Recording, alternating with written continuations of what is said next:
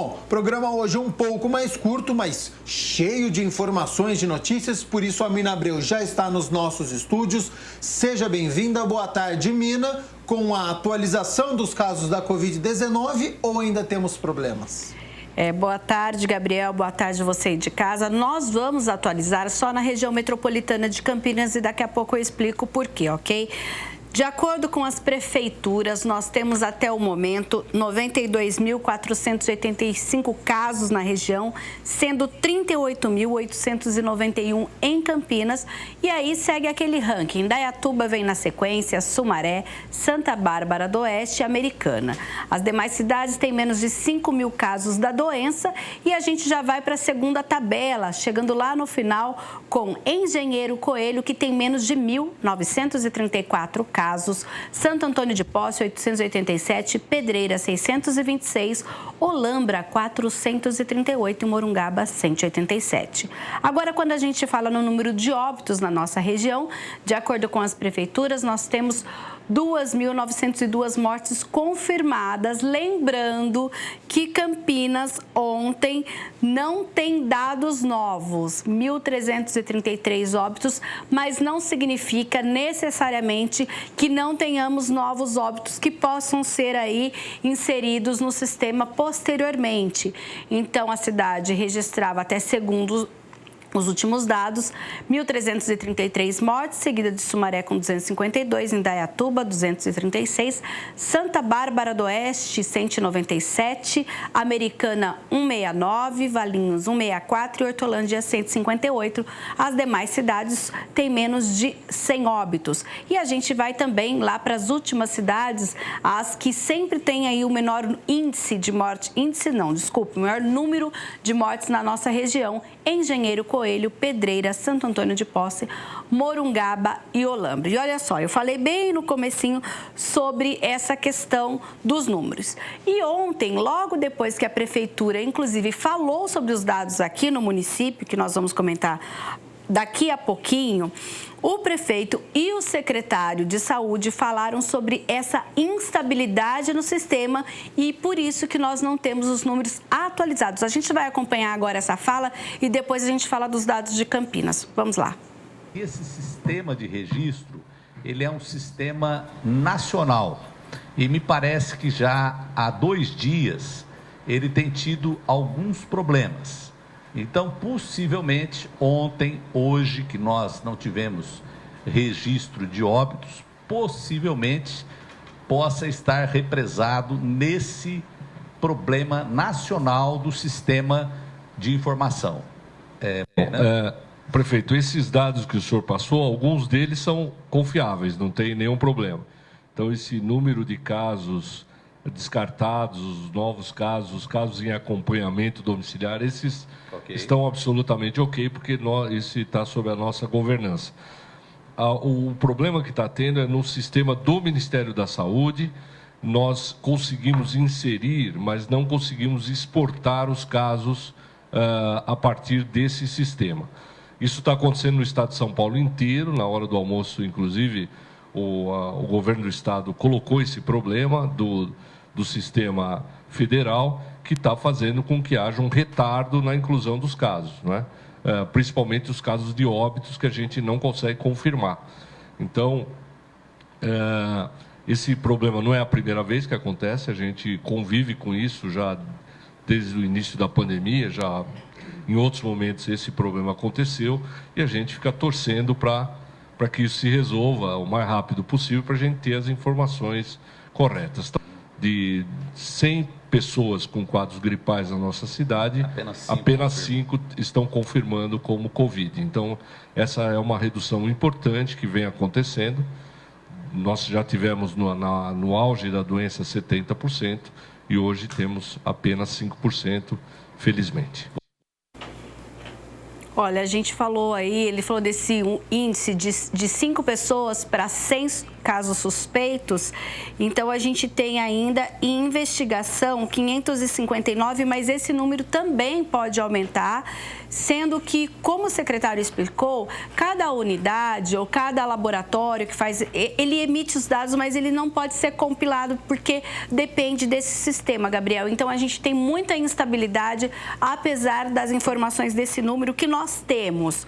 Por exemplo, que são dados exclusivos da Secretaria, são as confirmações, os descartados, que aí a gente tem 85.540 casos descartados e são 38.891 confirmados. E temos também as pessoas recuperadas, que são 37.272 pessoas. Internação, 198 pessoas, mas ainda também pode ser atualizado. E aí, no caso do domiciliar, como é acompanhado pelo teleatendimento, são 85 pessoas.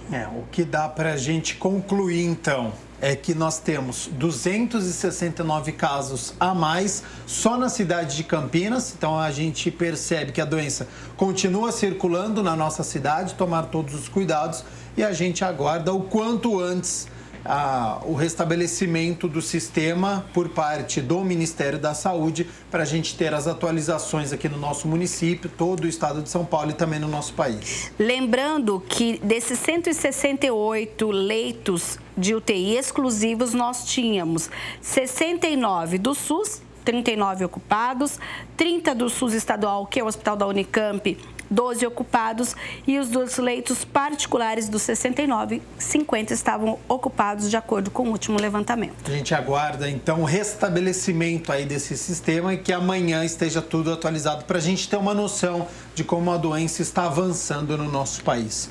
Minabreu, essa semana nós tivemos uma inauguração de usina aqui na cidade de Campinas, só que de forma virtual por conta da pandemia. Isso mesmo, é um projeto que já vinha sendo desenvolvido entre a SEASA, que é justamente o resto dos alimentos que não podem ser consumidos, porque a gente sabe que existe um programa na SEASA que, inclusive, os alimentos que estão bons para o consumo, mas não para o comércio, vão para o ISA, que é um instituto, né, de solidariedade de alimentos, que faz, inclusive, uma distribuição para ONGs, para comunidades aqui em Campinas, mas também tem uma parte que antes ia para o lixo e agora não vai mais acontecer isso. Inclusive, é um projeto desenvolvido em parceria com o Instituto Agronômico de Campinas. Acompanhe. Primeiro, de uma forma experimental, em pequenos vasos, em cavetação, e esse ano começamos a utilizar em maior escala dentro dos nossos campos de produção de semente dessas culturas: feijão, arroz, trigo, amendoim também, tá? Café, tanto aqui na Fazenda Santa Elisa como também em outros municípios do estado de São Paulo. Então, nós vamos certificar esse produto para que o produtor receba aquilo que realmente ele está adquirindo, que é um composto orgânico que não vai ter problema, não tem contaminantes e sirva para a sua lavoura, para a sua cultura que ele vai estar utilizando. Lembrando que essa nova usina, chamada de Usina Verde, vai permitir que Campinas economize R$2 milhões, que é um lixo que não vai mais para a Estre, que é a empresa particular que cuida do lixo daqui da nossa cidade. Nós estamos operando um piloto agora, prefeito, de 100 toneladas dia, mas vamos operar 300 toneladas dia. Então, um quarto do que a gente manda hoje para o Extra vai virar composto orgânico. Vai virar composto. E a proporção é 3:1. Ou seja, entra 3 partes, sai uma de adubo, porque tem muita água, né? Entendi. Desidrata. Então, cada 300 toneladas dia que entrar, vai gerar 100 toneladas de adubo. Nós vamos deixar de gerar churume, que hoje é um grande problema de contaminação de aquífero. Esses aterros que a gente vê cair, geralmente é por causa da drenagem desses líquidos, drenagem mal feita, né? E gás metano, que é o pior dos gases de efeito estufa. Todos esses problemas que nós estamos vivendo de mudanças climáticas deve-se em 90% ao gás metano. A compostagem não gera gás metano.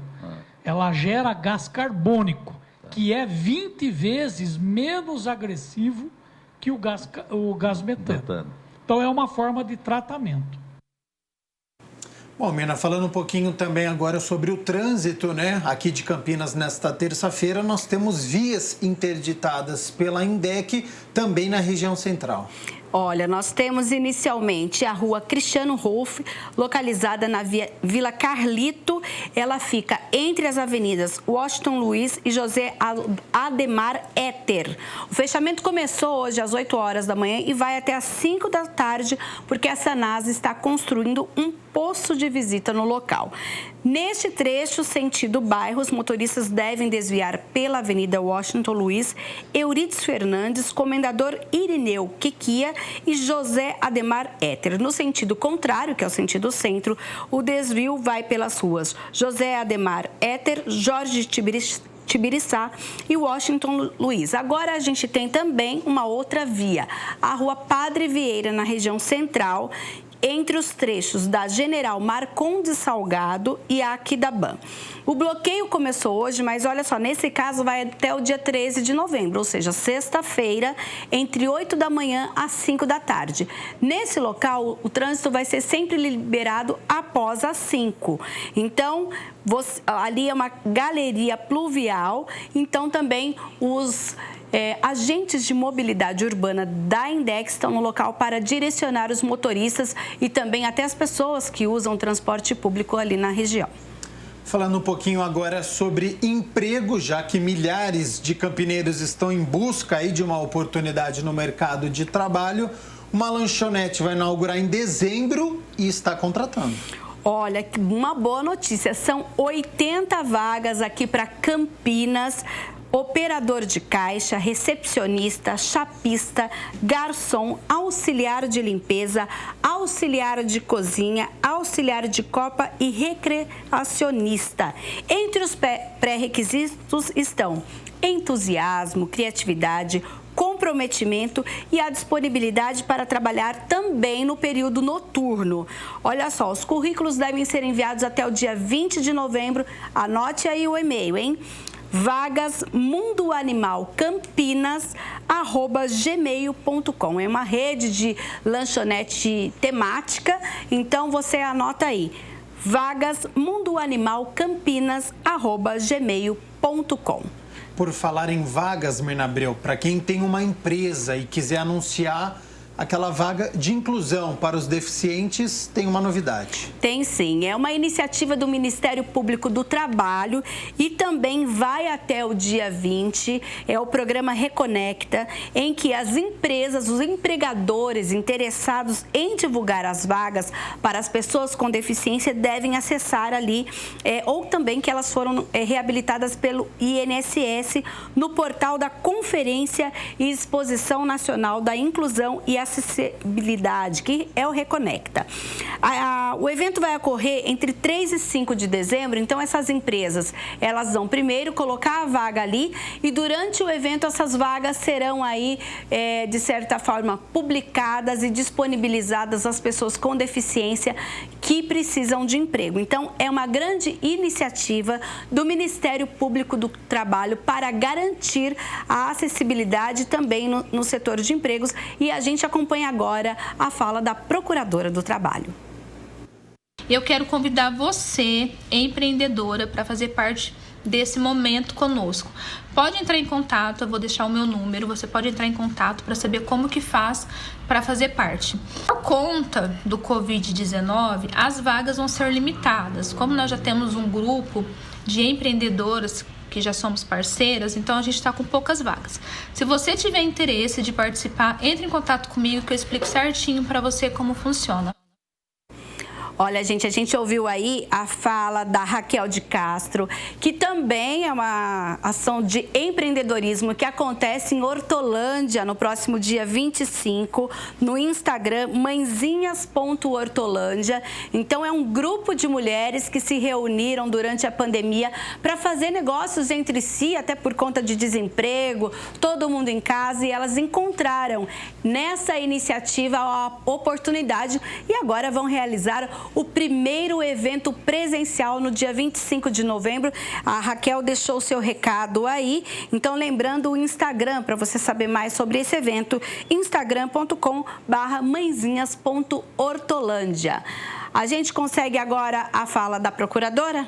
Vamos ver se a gente tem a fala da Daniele, né? Falando sobre as inscrições. Lembrando que vão até o dia 20 de novembro, né? Deste mês. E o evento acontece de 3 a 5 de dezembro. Isso. E esse e-mail em que as pessoas que fizerem a inscrição tenham dúvida, é importante saber que ela tem que ter a cópia do ato constitutivo atualizado da empresa, o certificado do CNPJ e o endereço atualizado com telefone de contato e também o responsável legal da empresa. Vamos ouvir o recado da procuradora. A grade de programação aqui da PRT da 15ª Região vai contar com alguns painéis que visam debater temas afetos às pessoas com deficiência, como o novo conceito da pessoa com deficiência à luz da LBI, como questões de acessibilidade no meio ambiente de trabalho, seus aspectos legais, como a questão do olhar inclusivo para a inclusão da pessoa com deficiência no mercado de trabalho, boas práticas empresariais já empregadas aqui na nossa região e que deram bons frutos, para servir de exemplo para outras empresas contratarem também. Também um olhar e um depoimento dos trabalhadores já inseridos no meio ambiente laboral, né, como depoimento das boas práticas empregadas. Então, o que visamos com esses eventos também é trazer a possibilidade das empresas divulgarem as vagas existentes para a contratação de pessoas com deficiência no mercado de trabalho, nos seus ambientes laborais. Então, criando condição e integração para que a sociedade conheça quem são as entidades que trabalham com as pessoas com deficiências, quem são essas pessoas que estão disponíveis para o mercado de trabalho, quais são as empresas que têm boas práticas para essa inclusão e o que a sociedade tem feito para essa inclusão. Olha só, anote aí o endereço, você que é empregador e tem essa visão de inclusão aí na sua empresa. reconecta2020.vagas@mpt.mp.br. Tá certo, então, Mina Abreu, notícias da Metrópole de Campinas de forma completa. Você volta daqui a pouco com as notícias do Legislativo. Combinado.